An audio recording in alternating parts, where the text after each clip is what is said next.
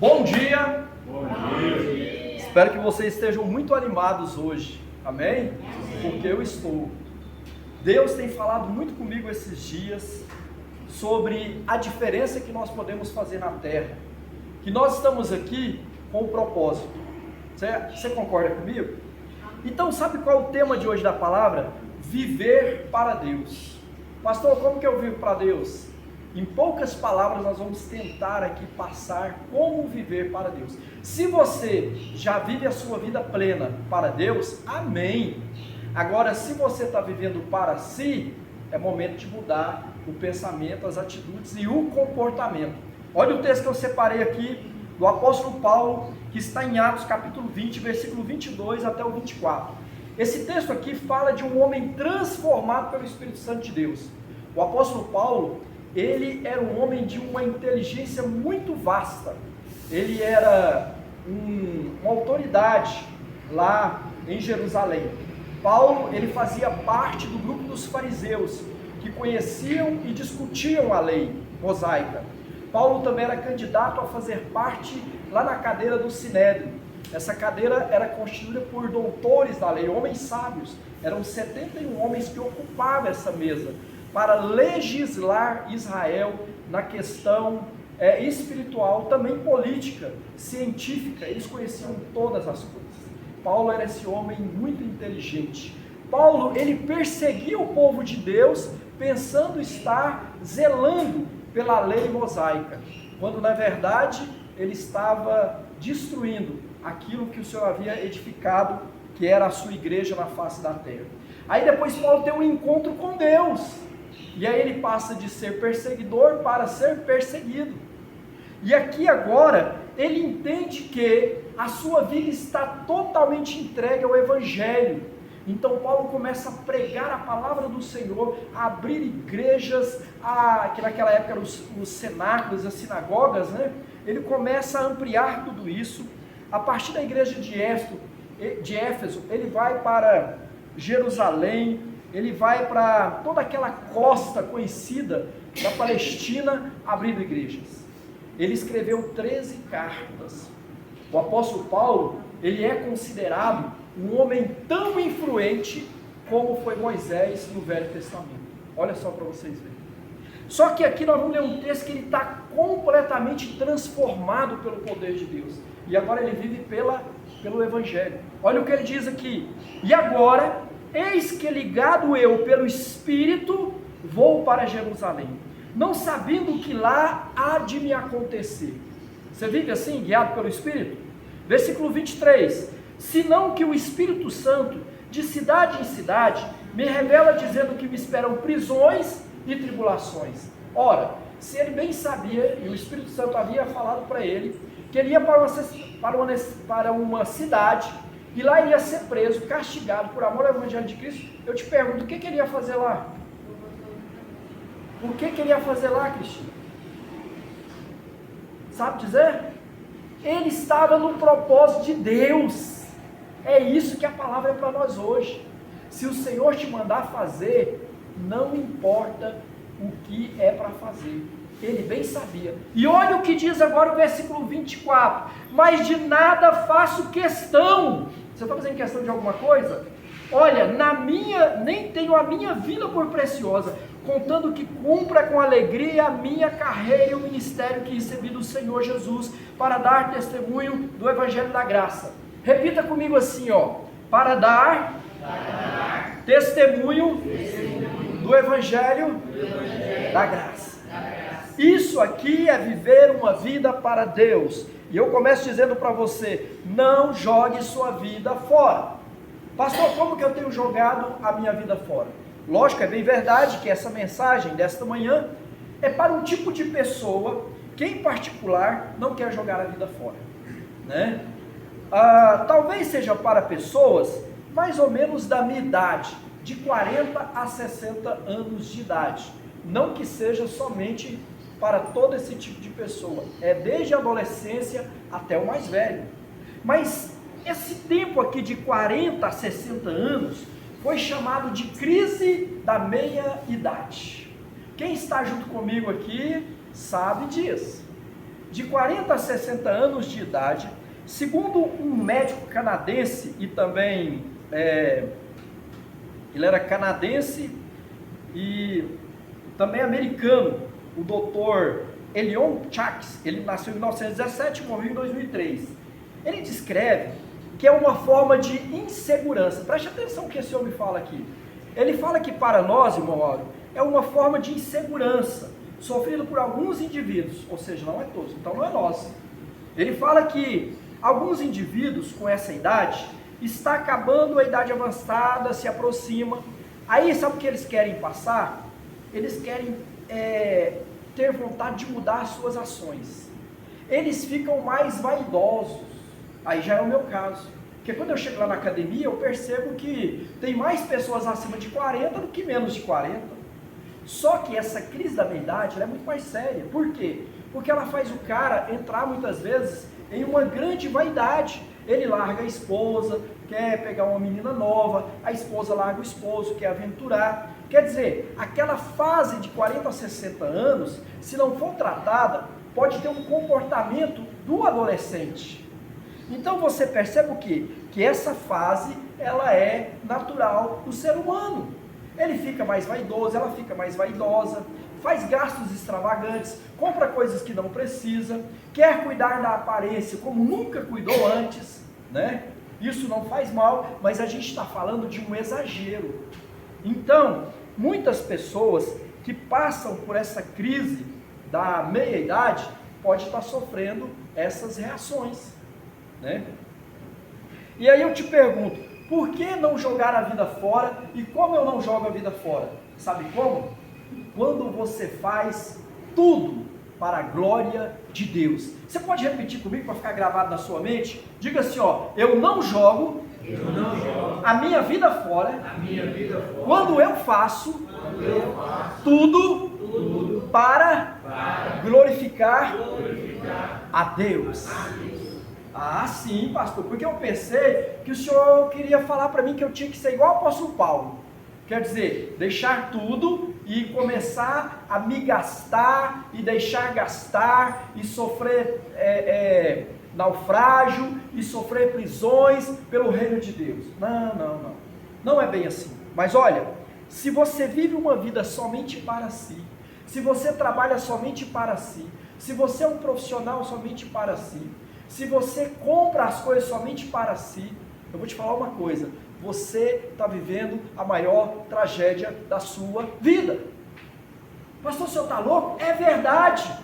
Você está vivendo a maior tragédia da sua vida e você não está abençoando ninguém. E vou dizer mais, se você vive para conquistar só para você, você não é uma bênção na terra e nem é um projeto de Deus na terra. Muito pelo contrário, você está sendo um peso na terra. Que palavra dura, pastor? É verdade. Sabe por quê? Porque pessoas estão esperando de você alguma coisa. Você não trabalha aqui na empresa somente para buscar o seu salário. Você trabalha porque você está abençoando outras pessoas através do seu trabalho. Então, o que implica dizer que nós fazemos tudo para a glória de Deus? É quando você trabalha não para você. Você trabalha sabendo que está abençoando alguém, como outros estão trabalhando para abençoar a sua vida. É interessante isso, não é? Mas sabe o que acontece com muitas pessoas? É que por muitas vezes nós estamos presos no nosso mundo. Nosso mundo, pessoal, preste atenção, um mundo insignificante até. E aí a gente pensa que vai ser feliz, que vai conquistar tudo nessa vida, quando as pessoas nos receberem bem. Já viu aquelas pessoas que gostam de ser bem recebidas, que gostam de chamar a atenção, que gostam de mostrar que está presente? Aí quando as pessoas te recebem bem, você acha legal, você sente que a vida está tendo um sentido. Quando você conquistou a sua casa, quando você conquistou o seu carro, quando você conquistou o seu apartamento, quando você casou, quando você teve filhos, aí você começa a entender que a sua vida está bacana, que você está realizado. É ou não é? Não é verdade? Nada de mal está nisso. Aliás, nós precisamos crescer e continuar conquistando. Mas sabe qual a grande diferença que está acontecendo nessa geração? Foi a mesma diferença que aconteceu nos tempos de Noé. A Bíblia diz que o povo lá casavam, vendiam, compravam, davam-se em casamento. Até aí não tem problema nenhum. Mas sabe por que veio o dilúvio sobre aquela nação e sobre aquela cidade? Por causa da incredulidade do povo. Porque eles não faziam nada para a glória de Deus. Eles faziam para si próprio. Já deu para entender aqui? Como que você tem vivido a sua vida? Para você? Como que você tem absorvido o que Deus colocou no seu coração? Como um grande consumista? Nossa, hoje eu aprendi muito da palavra de Deus. Hoje Deus falou comigo. Mas para quantas pessoas você falou do amor de Deus? Quantas pessoas você amou, você abraçou, você trouxe para perto com a palavra de gratidão, com a palavra de paz, com a palavra de evangelismo, de cura, de restauração? Sabe por quê? É porque muitas vezes, pastor, eu sou tímido. Não é isso não. Pastor, eu não consigo falar. Também não é isso não.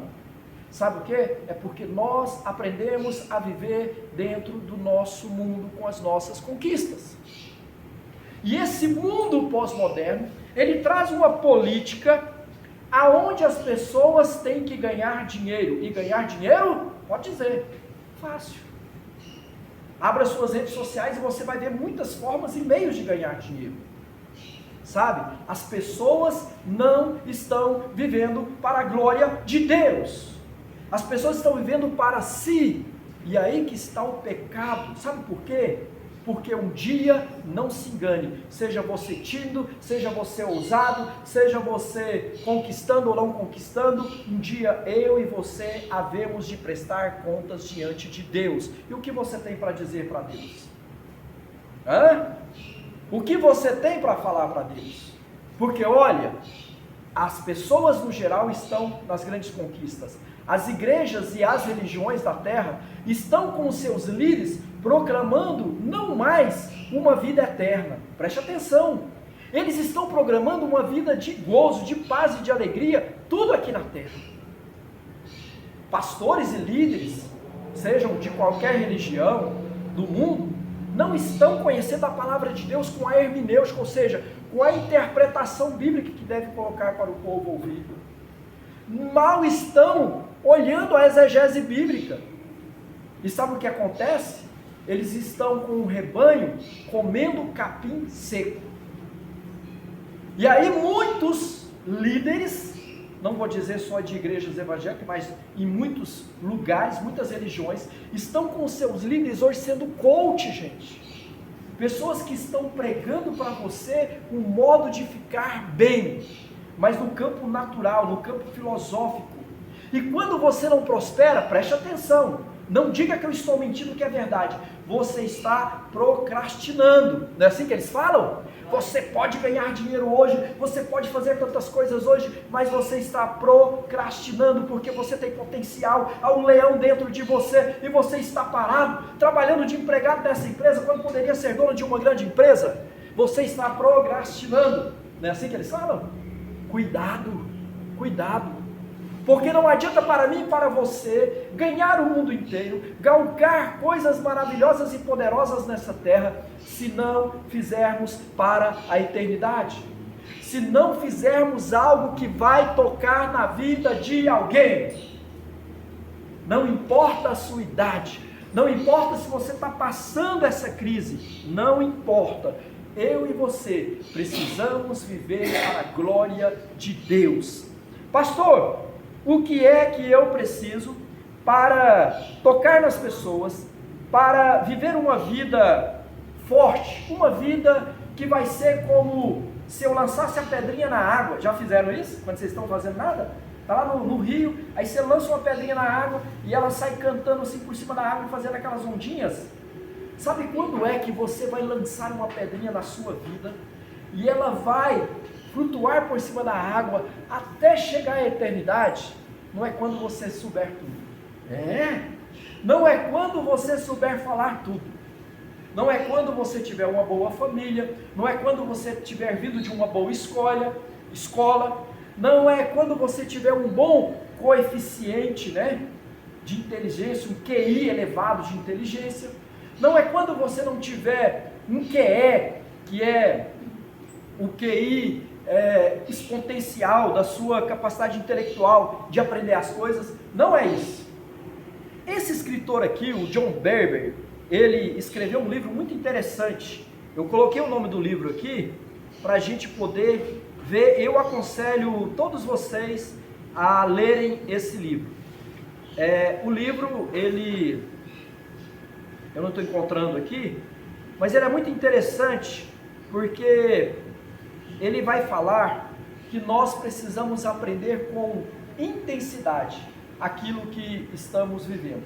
E o que vai fazer com que você seja uma pessoa interessante? Ah, pastor, eu não quero ser interessante. Olha, deixa eu te falar, você já é interessante. Você é importante. Você está marcando uma expressão aqui na Terra, muito grande, muito forte. Você nem percebe isso. Mas sabe o que ele fala no seu livro aqui? É que para você marcar a vida de alguém, você não precisa saber muitas coisas. Você precisa saber poucas coisas, preste atenção.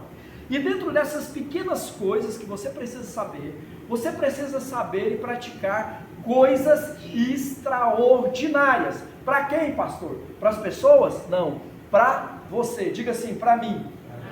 O dia que você fizer algo extraordinário para você, na sua simplicidade, na sua forma de ser, sabe o que vai acontecer? Pessoas serão influenciadas por sua vida. É isso que ele está falando, gente. No seu trabalho, você pode ser a melhor pessoa do mundo. Diga. Hã?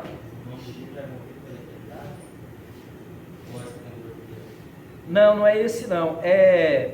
Aprenda a gastar os seus dias. Eu anotei aqui, mas não estou encontrando porque eu coloquei muita coisa aqui para falar para vocês, mas eu vou passar o livro para você comprar e ler, que é tremendo. E agora, queridos, como a nossa hora está avançando, eu quero contar aqui duas experiências. Veja bem, duas histórias. Aí você vai entender, pastor, então eu posso ser importante na vida de alguém? Pode. Olhe essa história aqui, dessas duas mulheres. A primeira história traz um desastre que ceifou a vida de duas pessoas. Por que desastre? Porque não foi uma tragédia. Tragédia é você viver sem tocar na vida de ninguém. Agora, a história conta de duas pessoas. Em abril de 2000, Ruby Eliasson e Laura Edwards morreram em um desastre na República dos Camarões, lá na África Ocidental. Ruby tinha mais de 80 anos, olha só. Ela viveu solteira durante toda a sua vida, com o propósito de dedicar a uma grande coisa: tornar Jesus Cristo conhecido entre os povos não alcançados. Você pode dizer amém? Olha só que tremendo isso, especialmente entre os pobres e os enfermos da África. A outra que estava com ela no veículo, o nome dela é Laura. Ela era viúva, médica, tinha quase 80 anos e servia ao lado de Ruby nas suas viagens. Os freios do carro pararam de funcionar e ela simplesmente caiu num abismo e morreu. Aí eu te pergunto, elas tiveram uma morte trágica ou tiveram um desastre? Até onde nós já falamos, o que você entenderia?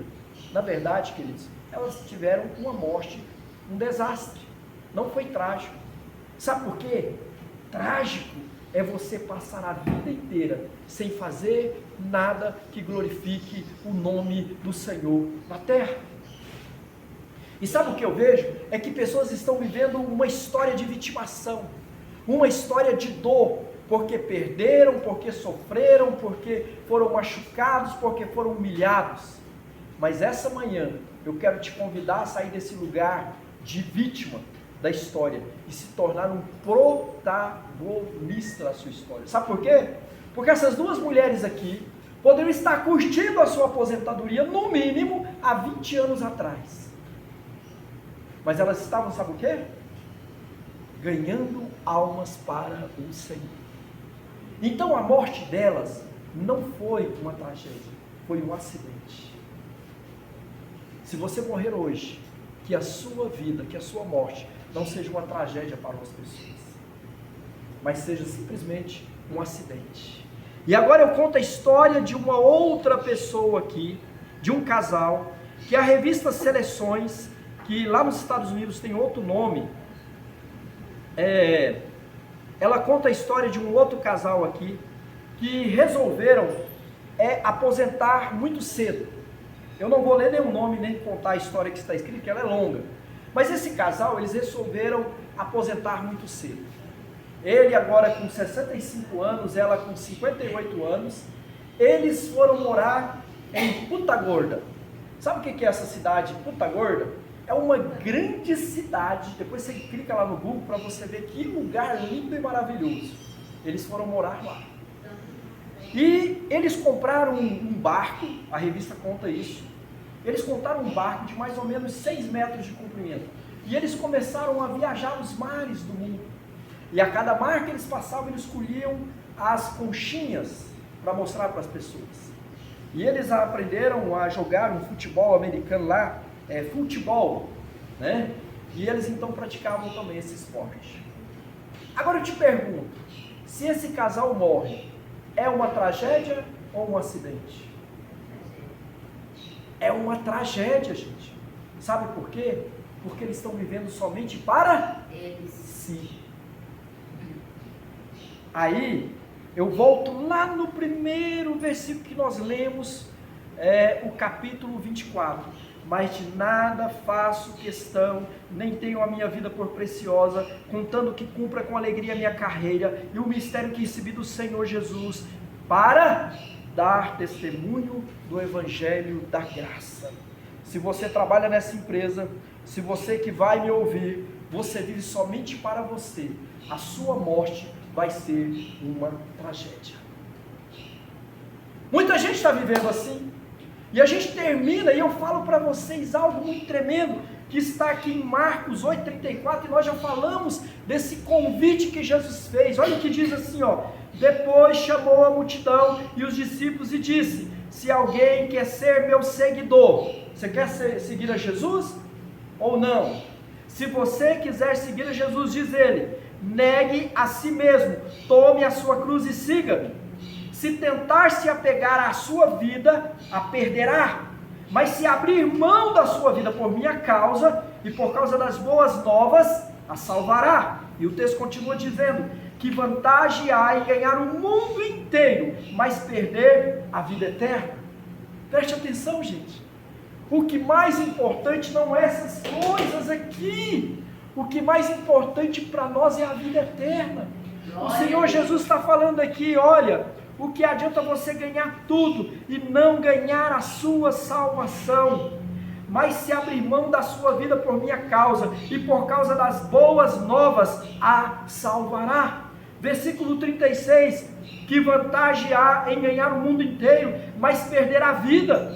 E o que daria o homem em troca de sua vida? Se alguém se envergonhar de mim e de minha mensagem nesta época de adultério e de pecado, o Filho do Homem se envergonhará dele ou dela, quando vier na sua glória de seu Pai com seus santos anjos.